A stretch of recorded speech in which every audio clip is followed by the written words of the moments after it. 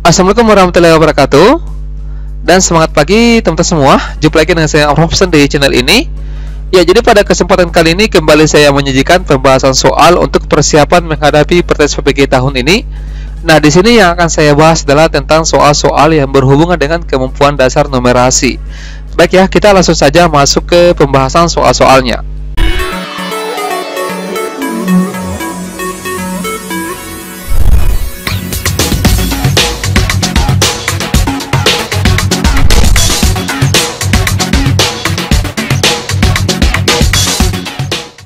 Ya, namun sebelum saya bahaskan, teman-teman, saya sangat berterima kasih kepada kalian semua yang sudah mensubscribe ya channel ini, serta begitu antusias menonton video di channel Ruan Tentor ini. Saya senantiasa mendoakan agar segala urusan kita diberikan kemudahan dan pada saat tes nanti itu diberikan yang terbaik berupa kelulusan. Baik, jadi di sini yang kita bahas adalah soal-soal tentang numerasi, teman-teman.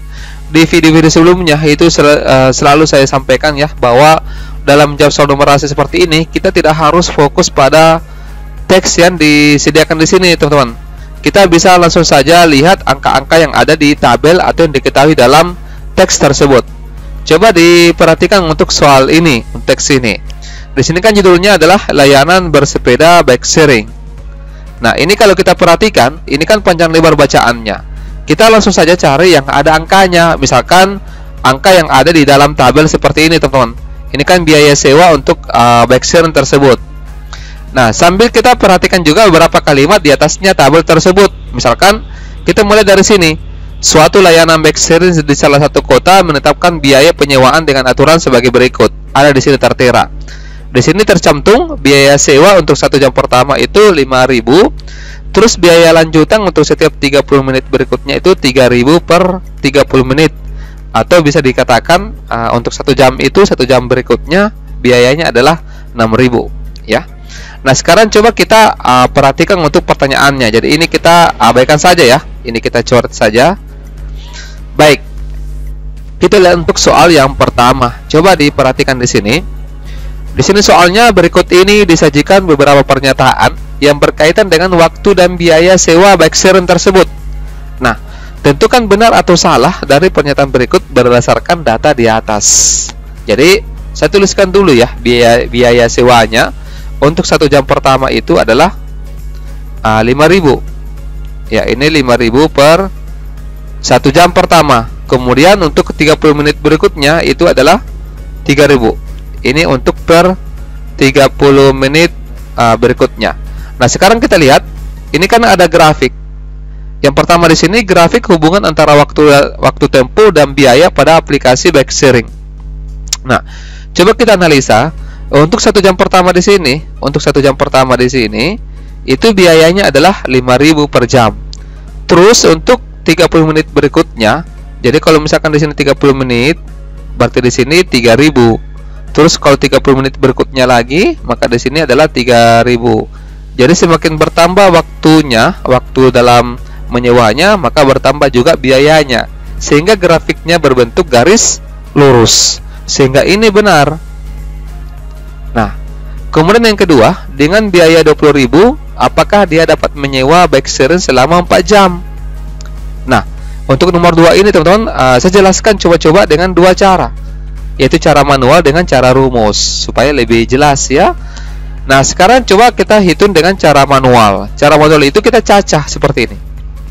Apakah 20.000 ini dapat menyewa selama 4 jam? Coba kita hitung. Untuk 1 jam pertama kan 5.000 ya. Terus untuk 30 menit berikutnya atau 1 jam berikutnya itu dapat disewa dengan harga 6.000. Terus 1 jam berikutnya adalah 6.000 lagi. Dan 1 jam berikutnya adalah 6.000. Kalau kita hitung ini, teman-teman, kita jumlahkan, itu 6.000, 18.000 ditambah dengan 5.000 dapatnya 23.000. Jadi kalau kita mau menyewa selama 4 jam, maka harus disiapkan 23.000, sehingga ini tidak cukup ya, sehingga ini salah. Bagaimana cara rumusnya, teman-teman? Cara rumusnya seperti ini. Nah, jadi 5.000 untuk 1 jam pertama ini 5.000 ditambah dengan 6.000. Berapa jam kira-kira ya? Anggaplah X dikali 6.000 itu sama dengan 20.000. Jadi kita hitung, ini 5.000 kita pindah ruaskan. Kita selesaikan baik-baik ini ya secara kekeluargaan. Ini 6.000 X. Kemudian ini kita pindah ruaskan, 20.000 dikurangi 5.000 dapatnya 15.000. Ini saya cepat menghitung ya kalau uang, teman-teman. Nah, sekarang kita bisa coret manja nolnya dulu, kita sederhanakan. Seperti ini. Sehingga kita dapatkan X itu, tunggu dulu, saya ganti cinta dulu ya. X-nya sama dengan 15/6 dibagi ya. Kalau 15/6 itu sekitar 2,5 jam. 2,5. Berarti X-nya kan 2,5 jam ditambah dengan 1 jam pertama, itu dapatnya 3,5 jam. Jadi dengan biaya 20.000 ini, teman-teman, dia hanya bisa menyewa selama 3,5 jam, tidak bisa sampai 4 jam ya. Kalau mau 4 jam ya 23.000. Sehingga ini salah. Gitu ya penjelasannya dengan cara rumus. Nah, sekarang untuk nomor 3. Biaya yang dikeluarkan ketika bersepeda selama 1 jam 20 menit apakah sama dengan 1 jam 5 menit? Nah, ini sama, teman-teman. Ini benar. Kenapa? Karena untuk 1 jam ini kan sama ya, 5.000. Ini juga 5.000.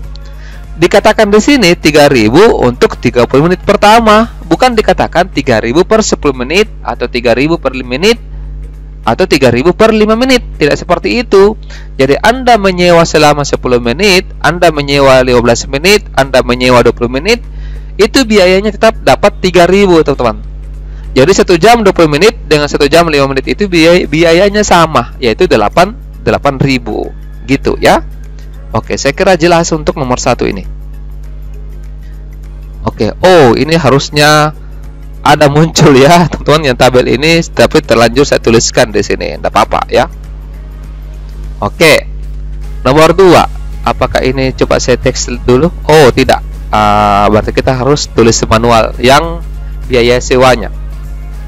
Nah, sekarang seorang pemuda mempunyai uang 30.000 dan mempunyai waktu 5 jam untuk berkeliling kota menggunakan sepeda dengan fasilitas bike sharing. Jadi dia punya uang 30.000 dan dia mempunyai waktu 5 jam. Mungkin dia lagi tugas gimana gitu ya di Jogja, mungkin dikasih kesempatan oleh atasannya, silakan rekreasi ya, saya kasih waktu 5 jam untuk berkeliling.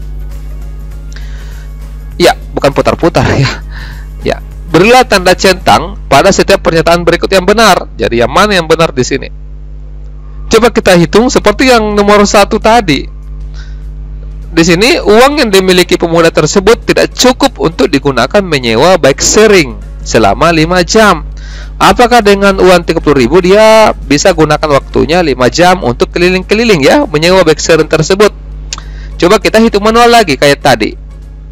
Nah, 5.000 ditambah dengan berapa lagi ini?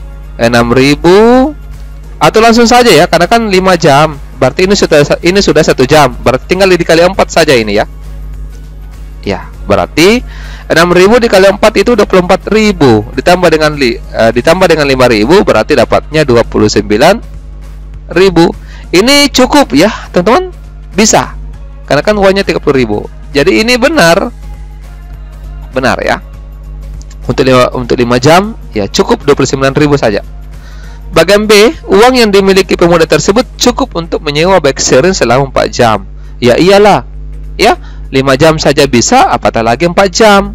Jadi ini benar. Nomor 3, bagian C maksud saya. Jika pemuda itu menggunakan bike sharing selama 3 jam, maka sisa uangnya adalah 13.000. Coba kita hitung ya. 3 jam berarti 1 jam pertama ini ditambah dengan 2 jam. 2 kali 6.000.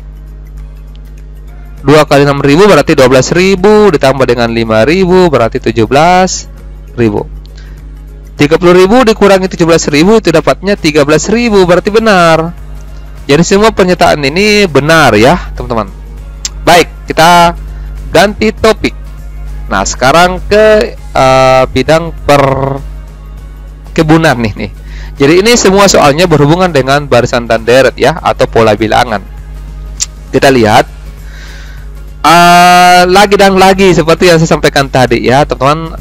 Langsung saja kita perhatikan yang ada angkanya, tapi di sini tidak ada angka teman-teman ya, kita yang menciptakan, kita yang membuat angka. Ini kita bisa coret saja.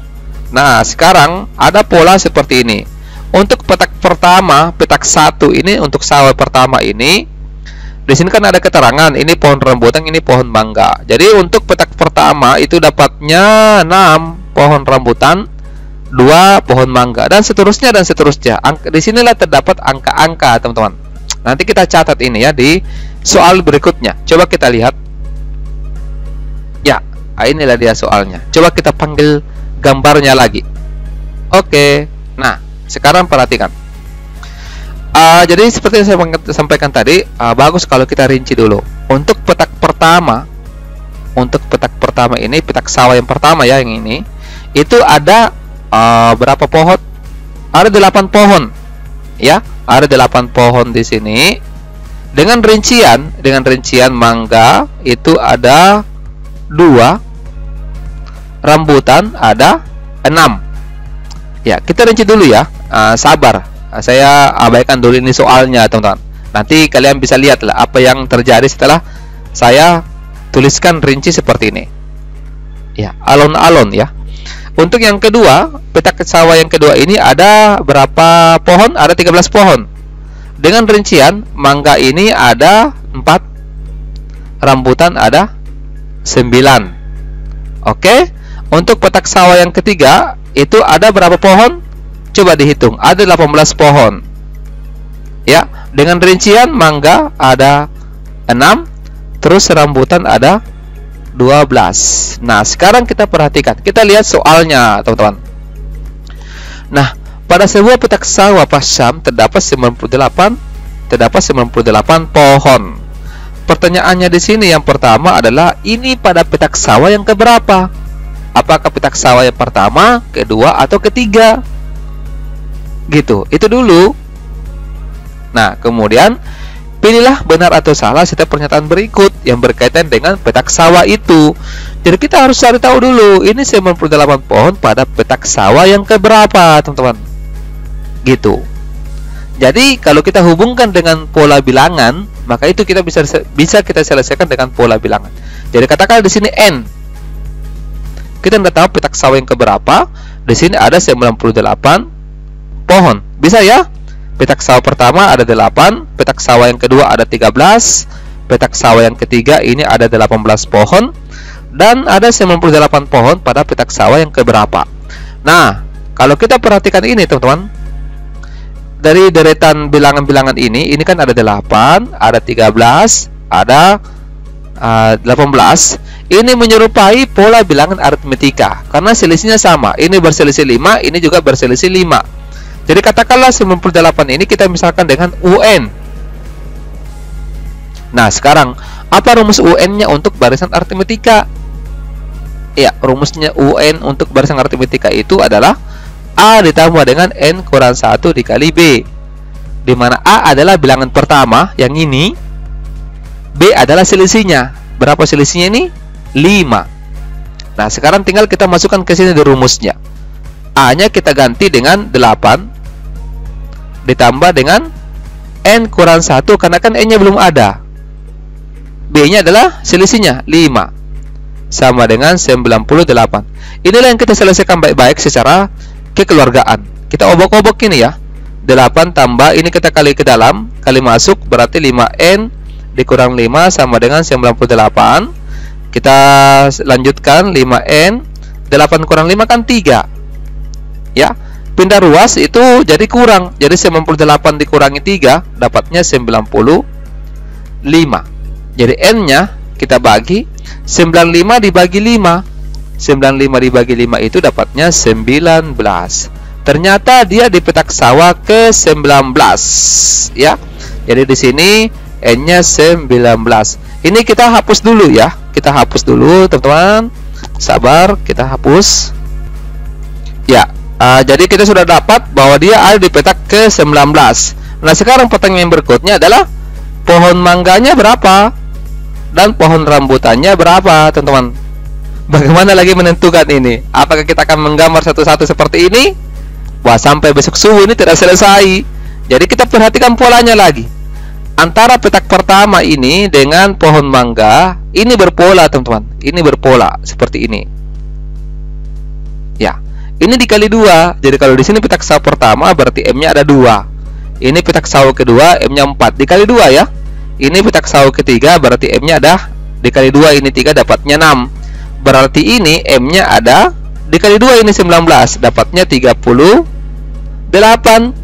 Berarti tinggal dikurang ya. 98 dikurangi 38 dapatnya 60. Jadi mangganya ada 38, rambutannya ada 60. Sudah selesai ini. Langsung kita kerja ya.